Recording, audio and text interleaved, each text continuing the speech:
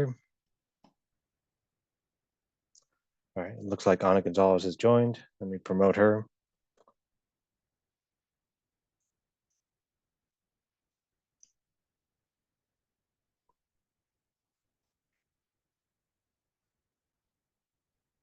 Ana Gonzalez?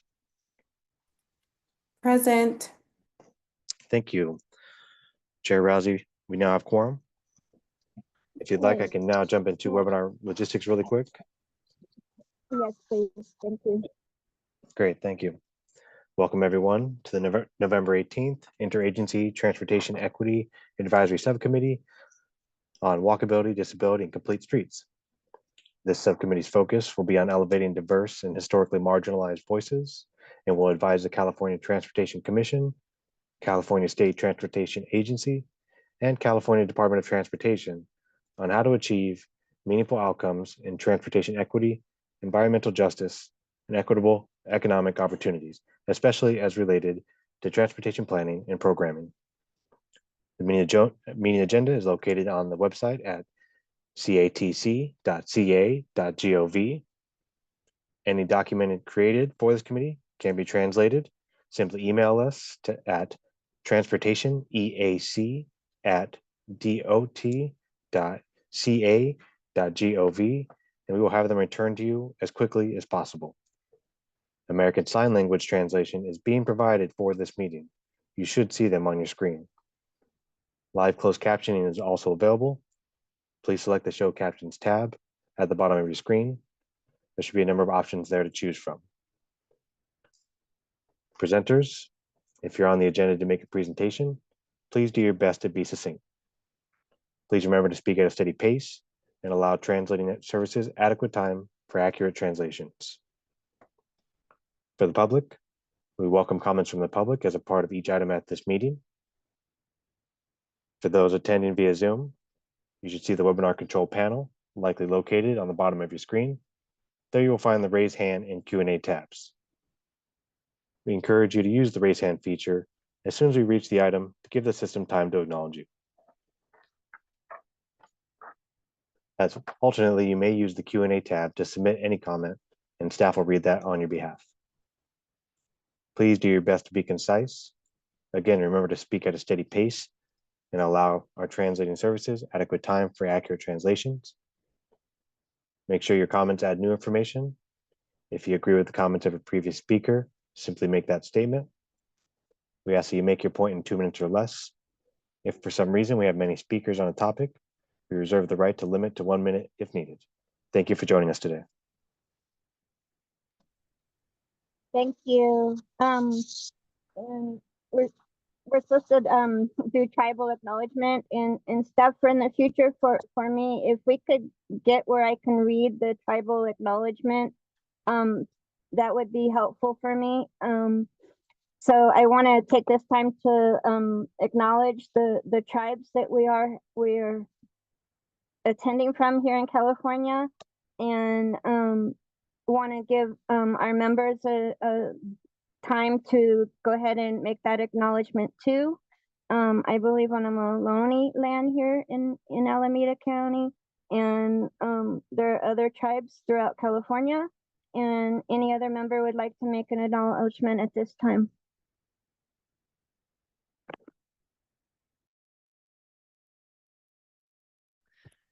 Michelle, would you like me to read the tribal acknowledgement? That would be wonderful. Thank you. Yeah, no problem. I'm happy to do so. We acknowledge that the land that we now call California is the ancestral lands of the over 109 nations, tribes, and peoples. The indigenous peoples of this area have a deep reciprocal relationship with the land as its original stewards. Their ways, methods, and traditions have contributed to California's rich biodiversity and have impacted the transportation network for the state. We stand with indigenous communities and are committed to partnering and advocating for a more equitable and sustainable future. Our transportation network not only connects us to families, friends, work, and leisure, it connects us to our past and future. We embrace our past with the future commitment to inclusiveness and equity for everyone who calls this state home. And I'll hand it back to you, Michelle. Thank you. And at this time, do we have any public comment from not on non-agenda items? Thank you, Chair Rousey. I'll give our attendees a few moments. A reminder that you can use the virtual hand raise feature to indicate you'd like to comment at this time, or you can send your comment through the Q&A tab and staff will read that on your behalf.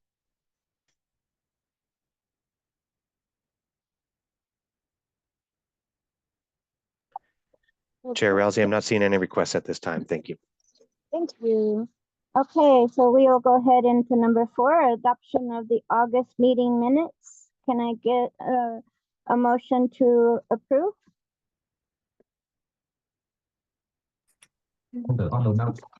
I move to approve the August meeting minutes. Peggy I Martinez. second it. Sorry. I second it, Amber Novi. Okay, can we do a roll call, please? Thank you. Certainly. Chair Michelle Rousey, Yes. Ana Gonzalez, Aye. Peggy Martinez, Aye. Amber Novi, Aye. Chair, the motion is approved. Thank you. Thank you, everybody. Okay, so number 5, we will move on to SC 1121, needs assessment, discussion, and feedback. Francine Sanchez is gonna go ahead and take it from here. If you can go ahead and have Francis go ahead and give her presentation and take our feedback. Thank you. Hi, apologies, my audio is being a little funky today. So I hope you guys can hear me okay. Thank you. So I touched base with Sequoia this morning, and I wanted to actually just let everyone know that I have received all the feedback from Peggy via email. So Peggy, thank you very much on your recommendations on what to modify within the report. And I met with Amber and William as well. Amber, I know that we didn't really have any comments yet as of last week, but I just wanted to say that the suggestions that were given to me by Peggy and William, I don't have a presentation. I just wanted to highlight that I am going to be including your language, Peggy, on access, not just to medical services and other services, but to educational centers, and employment is something critical to include in the accessibility and mobility section. So I did add that into our draft, as you suggested. And then, William, during our session, you had highlighted that while paratransit addresses some things, it doesn't address everything, and that there are concerns around, service lines being cut with fixed route transit too, and so I will be including language around while it addresses some things, it doesn't really necessarily address the access for transit users or people who need to use transit there, along with your other comments on, highlighting that the funding may help stabilize the primary, like state excise gas tax, but it's still not necessarily enough to cover all of our transportation needs. So I will be including language in the needs assessment, I think, broadly discussing what our transportation needs are, what the revenue outlook is, with our recommendations, with an acknowledgement that, this is not enough, essentially. So those are the two big things I wanted to note, but Michelle, I see your hand raised. So I want to pivot to you and see what additional comments or questions you may have had. Yeah, we haven't had a chance to get together, and I apologize for that. No, it's okay. I do think, you know, adding that additional language is important. And I think for me, you know, it is all about the language and how we adapt this to start addressing some of the needs that haven't been addressed.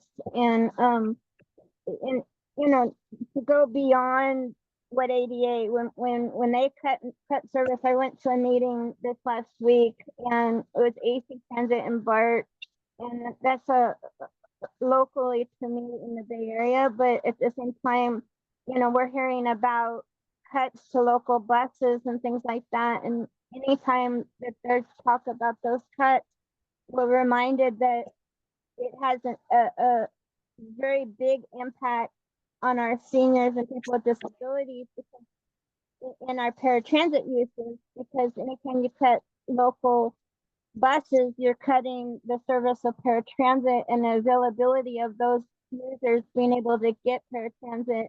And, you know, they were talking about how many, you know, people would be impacted that are currently paratransit users.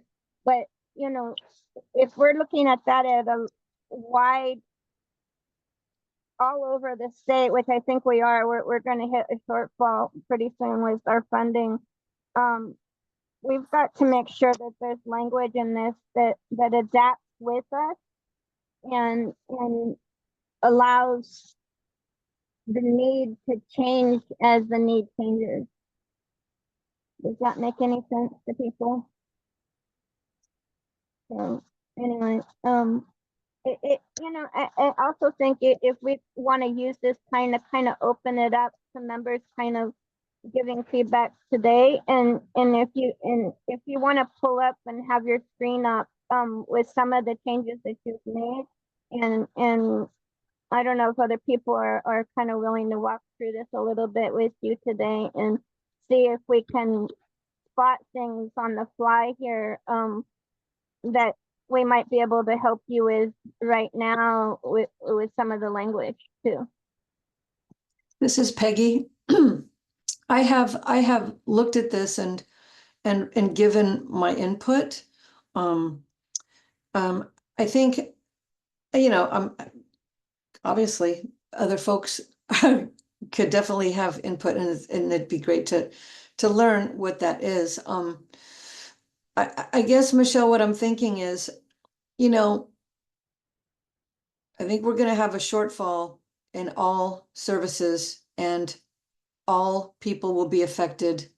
And, you know, I just wonder, you know, I mean, obviously, I think the language obviously, I think the language is important. And, yeah, I'm just not sure. I guess I'm just not really sure. I don't understand exactly what I'm being asked to do here today. Yeah, And no, I'll just listen. But when there's no money, we have a problem, you know, and everybody's going to be affected, and that's an unfortunate thing. agreed. And I think I think right now and what Francis is needing from us and that you know, you need our feedback and make suggestions, and a lot of us have done that, and I think, you know, how to further this when we know that shortfall is going to be there, and how to put that wording and make I guess our people in office to understand, you know, how big this shortfall is going to hit and how hard it's going to hit, and our wording makes a difference in that. And you know, because we're a lot of us who are on this committee are impacted directly by these cuts, and directly impacted by any changes to services directed, so us, I think it's a huge thing that we're being asked to do this, and and I think bringing us together in this subcommittee to do it also can, we can bounce off things that we can't necessarily do individually, I think, in this group. And I think that might also be helpful. So hearing what I heard in the beginning that came from other members is helpful for me to be able to also give good feedback. And that's why I'm asking Francis today, what else do you need from us at this point? And how can we help more today and use this time in a productive way for you today? I think first, thank you so much, Michelle. And I think today was to report out from what I did hear and what I'm able to incorporate in the draft based on the feedback I've gotten so far. So that's really what I am talking about today. And I want to acknowledge William has had his hand up. So I know that you have comments as well, William. So I wanted to see what your feedback was there. And I think last we'll talk about how this is not just being incorporated, but also when the draft will be going out for public review overall. And that I will be bringing back the updates explicitly showing everyone at the December meeting.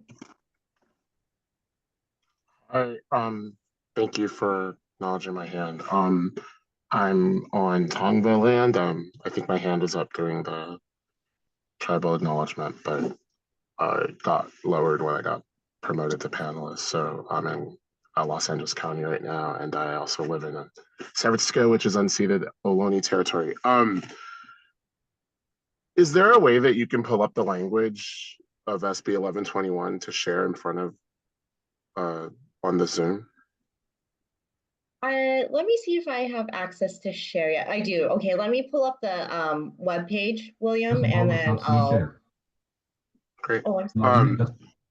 The reason I say this is I'm just starting with the document by looking at the recommendation, and because this document is very different than the one we started with. So I want to acknowledge that, and I want to acknowledge that you've worked really hard on it, and I appreciate the work that's come out of it. And I also appreciate your willingness to try to document what my comments were, considering like all of the stuff that was going on for me, that personal stuff with like the car accident and all that. But my first issue is that our recommendation isn't very strong. So William, can I just say something very quickly? I have not fully formed the recommendation, so I really apologize. So really the recommendation section right now was what we heard from the stakeholder workshops, and that is something I have not fully formed out yet. So okay. Yeah. All so right. Well, it's a fair criticism. Okay, great. So I mean, like, that's the first item. And I think that we've always known that transportation is operated in a funding environment that's not fully funded. And we know that the best transportation that ever ran in the United States was private sector transportation that also wasn't fully publicly funded. So it's quite a challenge to have a report that's addressing the needs of a system that's never been fully funded by the public sector. And it might behoove you all to say that because we've never had full transportation funding. Or even if we called it full transportation funding, I don't think that our full, and pardon the siren, full transportation needs have been met. So I think that that's really important to state. The recommendation says that folks are in support of a road charge. I don't think that that's necessarily the case. And equity communities. I also don't think that folks who can afford to pay more are paying more, because when you look at what I pay for my car registration in California, I pay $380. One bus pass for me for the year would be $1,200. So there are just things that we haven't addressed that, if it's too controversial for the commission to speak on that, it needs to at least just be stated so that other folks who might be willing to pick up the ball there can pick it up and advocate for what's appropriate. So yeah, I'm happy so I promised that I would sit down with you one more time, or at least I would provide written documentation. And so when this meeting is done, I will provide written comment. I will sit down and write something so that you have it by the end of today. But I just think that my assumption is that you'd want the equity committee to endorse this report. And I'm saying that I don't know that it's there, because I don't know that I can go to my communities and say, hey, a road charge is what you all want. I know why it should be what they all want, but if we haven't demonstrated how to communicate that to the community, it's going to be, I mean, you saw what happened in New York City. I mean, they literally put that tax on hold to see what would happen with the presidential election. Like, that's what happened in New York City. And now that we have a Republican president elect, that charge is back, and the Republican president has already vowed to reverse it. So if we're in an environment where we have three branches of government that are controlled by a party that doesn't support transportation, we need to really go into the community and build the groundswell of support that's needed if road charge is really where we're headed. And I don't think that we've done that. Thank you, William, for your feedback. I think it's really good feedback. The concerns you expressed on fully, or the community and generally Californians supporting that. So I will look forward to your written feedback today. Take your time in getting it back to me later. And I think you make very good points on, I have touched base with the road charge program manager at Caltrans on their outreach and engagement efforts. And there's additional, I think, language that we will be including on that front in the policy recommendations as they're more like fully developed. So, but Anna? Yeah, no, thank you so much for this conversation. I just wanted to add and piggyback on some of the things William shared. I guess I'm also a little concerned about the report the way it is. I know in reading the language of the bill, the report's due in January of 2025, so I know we're in a time crunch. But I also understand that we are supposed to include the cause to address climate change impacts to provide for system resiliency in the needs assessment. So when we've had the recent rains and like the fires and a lot of the climate crisis disasters, especially here in the Inland Empire, we've seen like major road destruction because of that. And I guess as I'm reading the report, I'm not really, or maybe I'm not looking at it. Maybe you can point me to the right place. I just don't think it's being addressed enough. And so I guess my question is, before our December meeting, is it appropriate for us to have an additional ad hoc committee meeting just to give us a little bit more time to really review thoroughly this report before we hand it off to CTC for approval, and then, make the deadline of January 2025? Because, expanding roads and freeways and all of that, just for us as environmental justice communities, is just a no-go anymore, right? we really need to start paying attention to how do we make intentional decisions to make walkable communities work, especially bringing in more public transportation and addressing our ADA compliance and all of that to include our special abilities communities. And so with all that said, I just think we just need a little bit more time, or I guess I'm speaking for myself, to review this report before I can make a final recommendation. Because there's a lot to review, and I appreciate staff's, time and effort on working on this. I know it's a lot to cover, so I'm not mad at y'all. Like, this is great what you've accomplished so far. I just think we need just a little bit more time of a conversation for this. Okay. And Anna, thank you for bringing up the timeline. So that is one thing I really wanted to highlight. Again, the intent was to highlight, talk about what's been incorporated so far into the plan based on the comments I've received, and provide a presentation at the December meeting for that.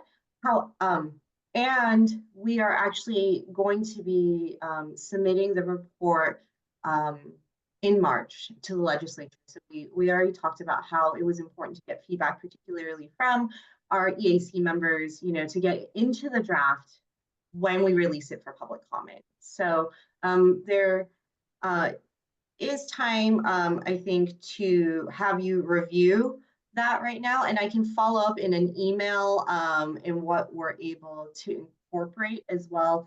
I think it may or may not make it into the slide deck in time for the publishment, but I can verbally acknowledge what also has been incorporated if it's not reflected there at that time. But if you can send it back to me this week, if you have time, I'm more than certain I can include it for the draft, but I appreciate your feedback and comment there.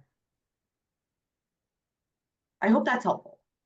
Yeah, no, thank you. And I mean, I do have to reiterate that the road charge is gonna be very controversial. It's a big lift. I think all of us, even, it's something hearing about, you can have the facts, but how people feel, right? It's your emotional sort of response carries a lot of weight. And so we know that there's a lot of work ahead, in talking about road charge, what that means, how it can be more equitable, but what some of those other challenges are too down the line. Are you able to share screen with it right now? By any chance? Yeah, I can share my Word document screen. I love what everybody's saying and the feedback that we're getting today. And thank you, members, for your time and energy that's going into this. And I think much is needed still, at least from what I can see. And where do you guys want to see this going right now, other than us working on it more? And does that mean that you guys are willing to work on it on your own time and send feedback back to Francis, or you want staff and or her to contact us individually to get more feedback? What do you guys want, and what do you guys need to ensure that this gets back for fully EAC next month, so that we can get them on board to what's going on?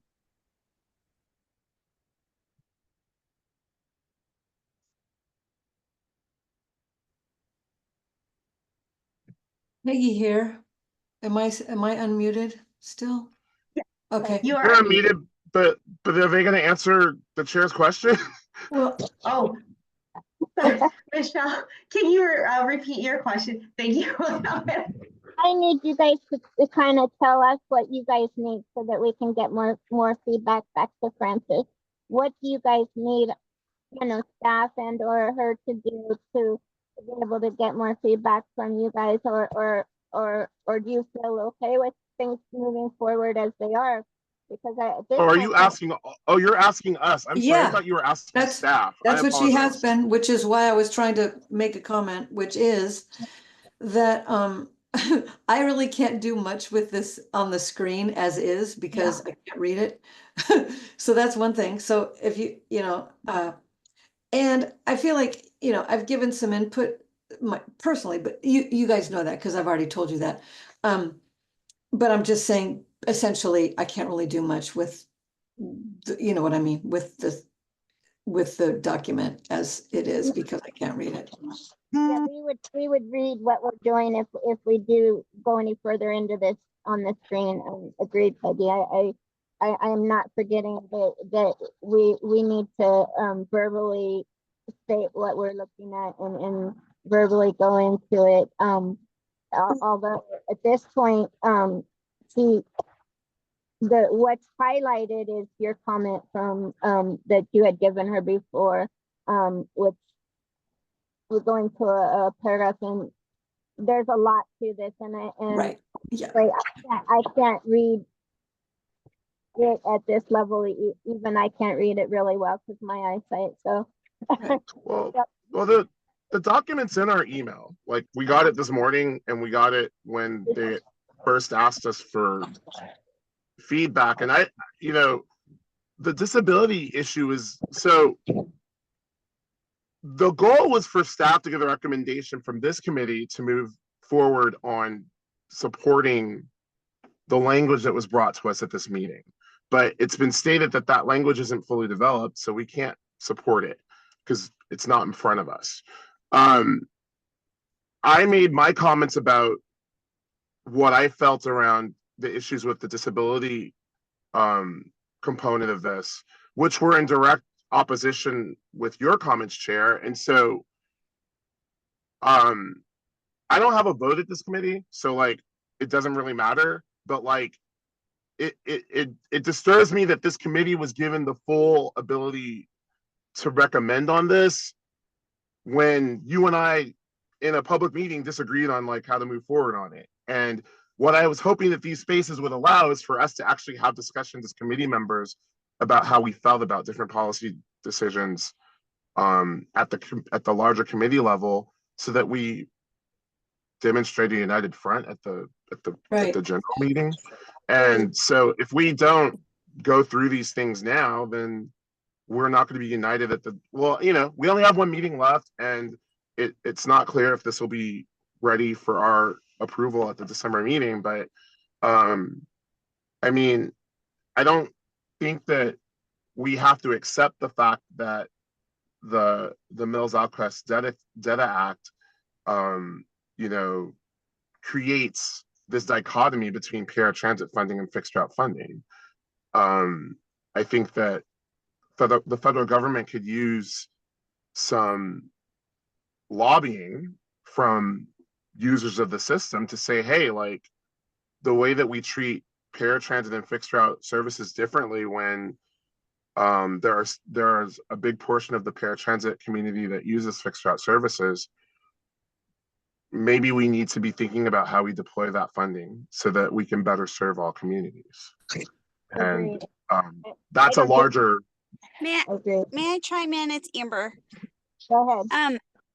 Because it's my understanding that it's in draft, the sections that Sequoia and Francis are working on to put together. And so I understand it as you need time to finalize everything, and then we need to have a meeting before the December meeting to decide if that's the route we want to go. So to me, it's presumptive of us to have this right now if it's not finalized as the final draft.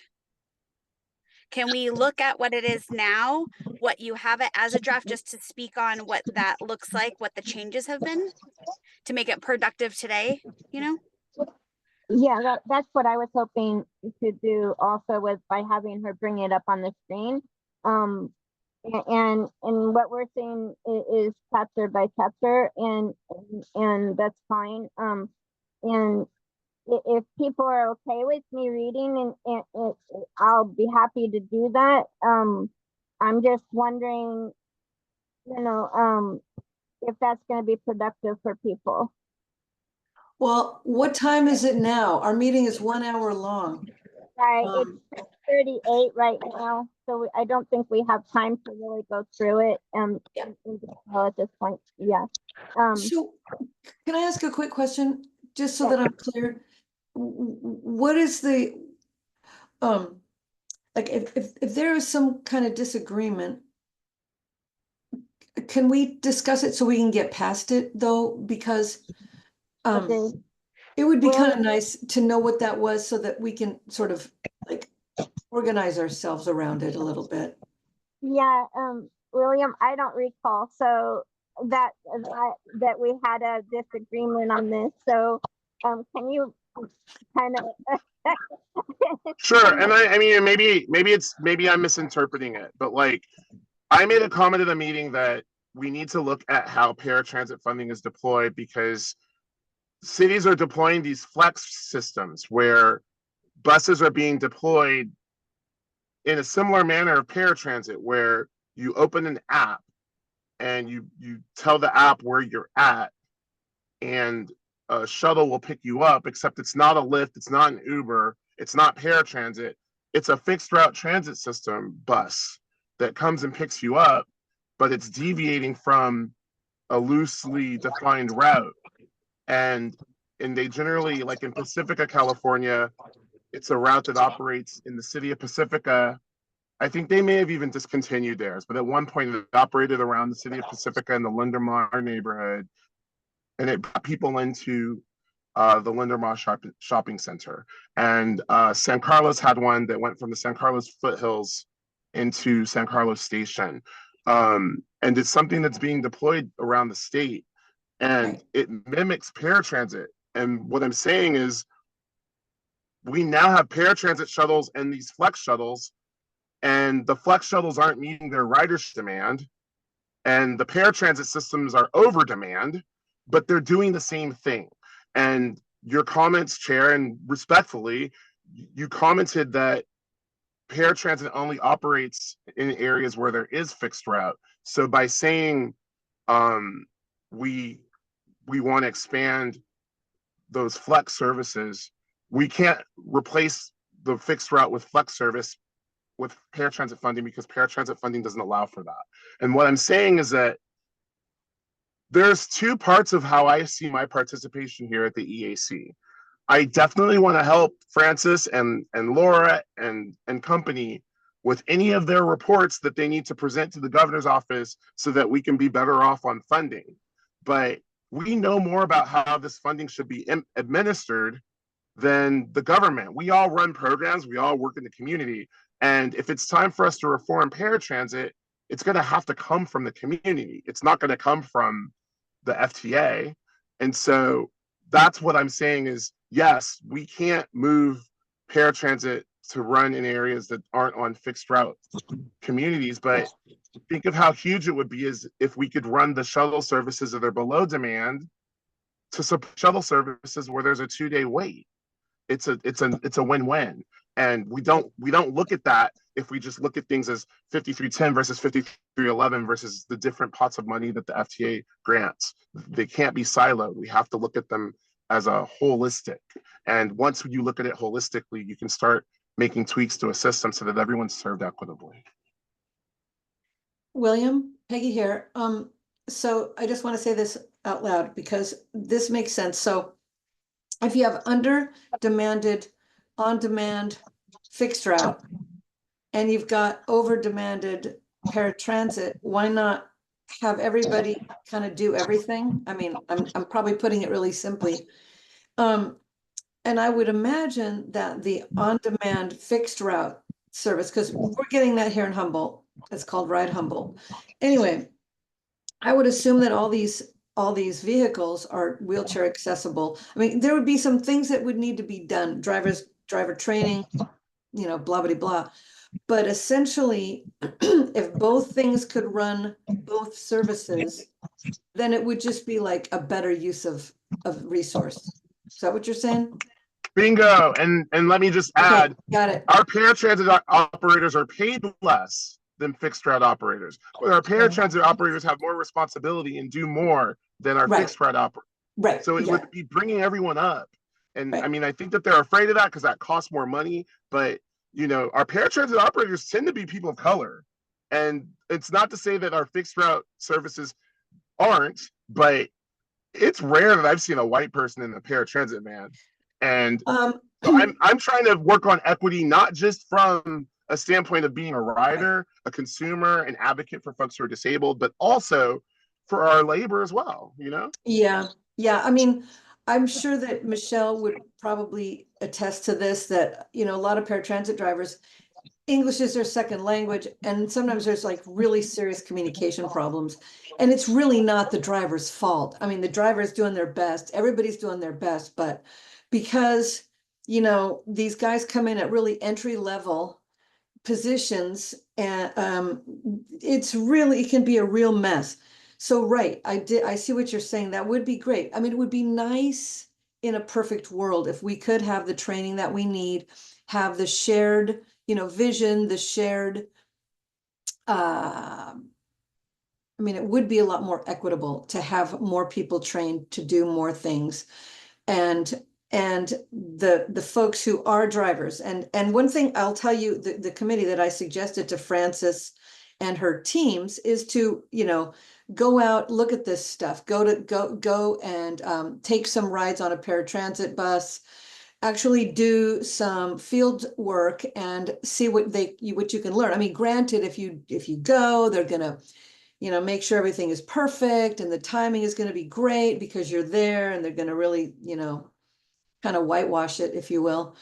But you would still get to feel what it's like to be jounced along, you know, on some of the buses that are just like they'll give you a disability if you don't already have one, because a lot of times they're just really bouncy, you know, the shocks are not great. You know, can be quite challenging to ride paratransit buses. And so a lot of us just don't do it, but if you don't have a choice and that's what you have, that's what you have. And sometimes it can be very uncomfortable, and the waits are really long, and people have to use a bathroom, and there's no, you know, they just have to wait and wait and wait. It's very, very not cool. I don't know a word right now that's coming to me, but it's just not, it's not cool. And I bet you that those fixed route on demand, it's a whole different deal.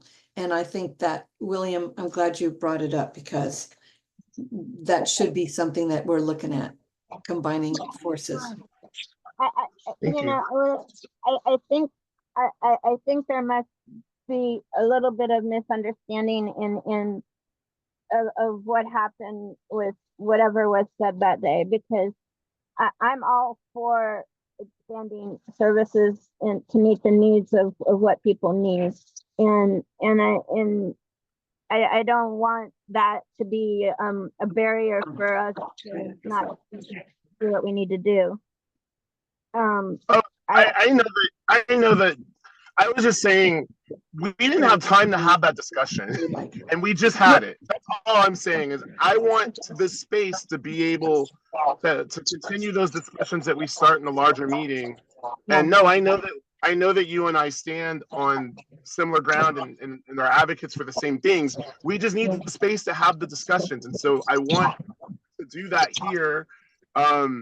And that's one of the points that I remembered, but I was hoping that, and I know that like staff's completely overwhelmed and has lots of other things going on, but in a perfect world, you know, we'd be able to discuss everything that was brought back, like into, you know, that all of the individual briefings that people have had, because I want to know all of that stuff.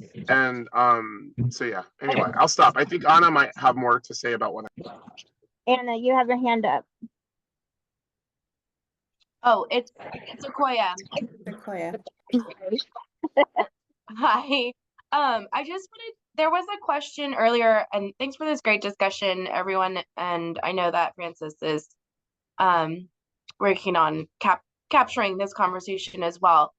But I wanted to touch on a quick process outline for the kind of what we're doing here and what we had talked about at the October meeting. So at the October meeting, this subcommittee discussed writing a letter to get these recommendations out. Can folks hear me? My internet is unstable. Am I Yeah, coming I through hear okay? I can hear you. I Yeah, we can hear you. you. I'm having the Thank same you. instability though. Okay, okay. Anyways, so the committee had discussed having the subcommittee write a letter of recommendations, and what has been the trajectory so far and what has worked kind of with Francis's availability as well as as the entire committee members' responsibility, or excuse me, availability, is to hold individual or group briefings with Francis, which several folks have taken advantage of. I don't think anybody ended up being on a briefing with another member, but many people have had individual briefings with Francis. This meeting is kind of being included as another arena where feedback and discussion is held. And due to posting, we're basically posting the agenda this Friday, and we have not been able to coalesce around getting a letter written from this subcommittee, nor does it seem like there is like a coalescing of subcommittee voice. However, there's a lot of different important things being discussed that is kind of all being actively integrated and brought into the draft that Francis and the consultant team are working on. So for the sake of this subcommittee meeting and kind of the plan for December, Francis will be taking back all of these comments, and there doesn't necessarily have to be agreement among the group. All the comments are moving forward as valid and productive. And for December, Francis will be returning with kind of a compilation of the comments that were received via the briefings, via written comments, as sounds like there will be some follow up from this week, and also the discussion that's happening today. And Francis will be bringing that back to share with you all at the December business meeting, so that we do have kind of a morning session where it's more committee related things, and then the afternoon is going to be the bigger executive meeting. So that will be another opportunity for discussion. It will be brought to the committee, however, as an informational item, since it won't be a letter being adopted at the December meeting, but kind of a demonstration of the feedback received so far. Are there any questions on that or comments? That sounds reasonable. That's fine with me. Peggy here. Okay. I think it's a reasonable plan, Sequoia.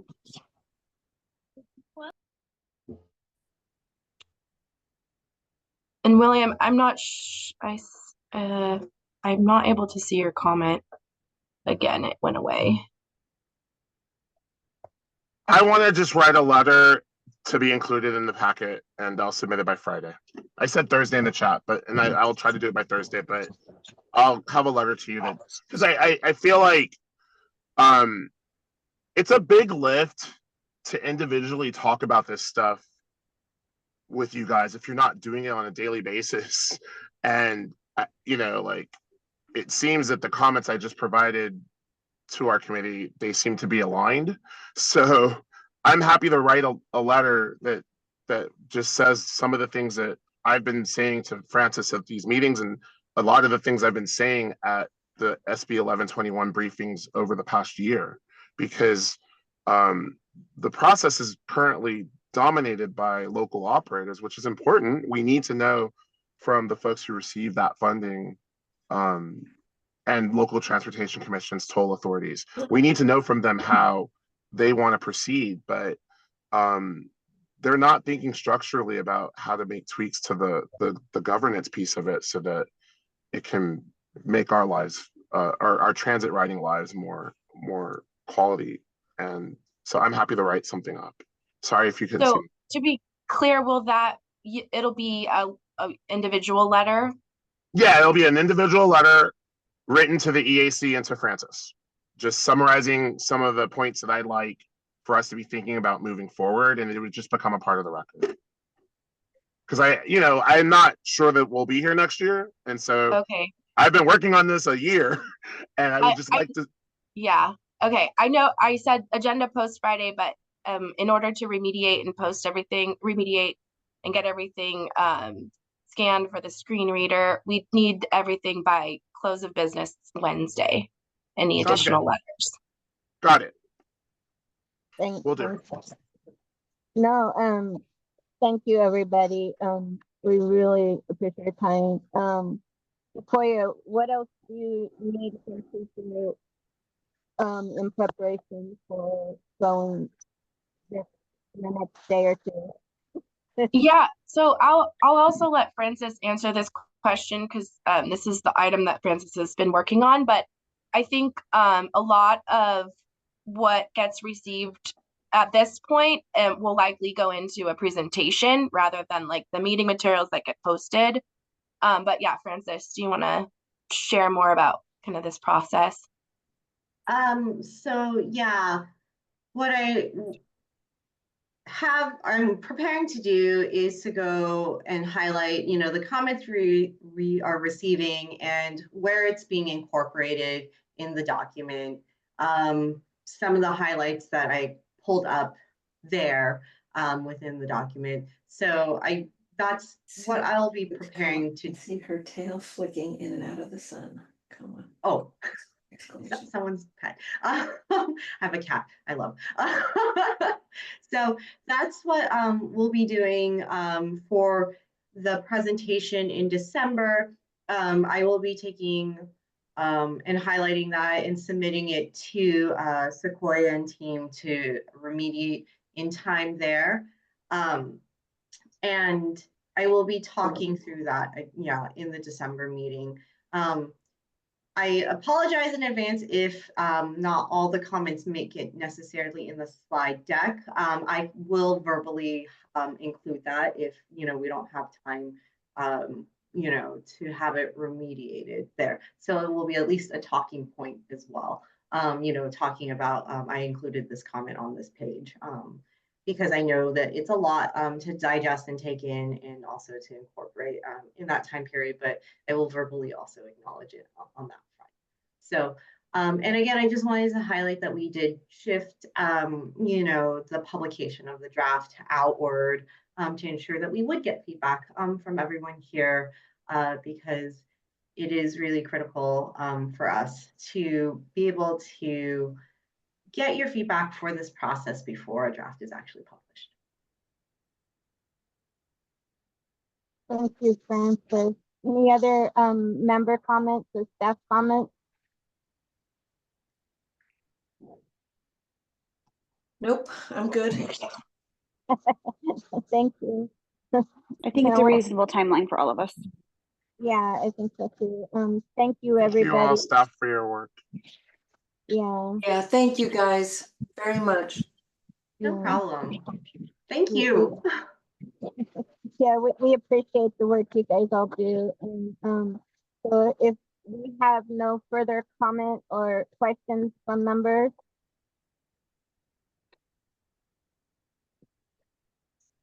I want to thank everybody, and I want to make sure that this space is okay for everybody. So I want to respect everybody's comments today and say thank you for making comments, and hope everybody has a good holiday season over the next week or so. And thank you for coming today.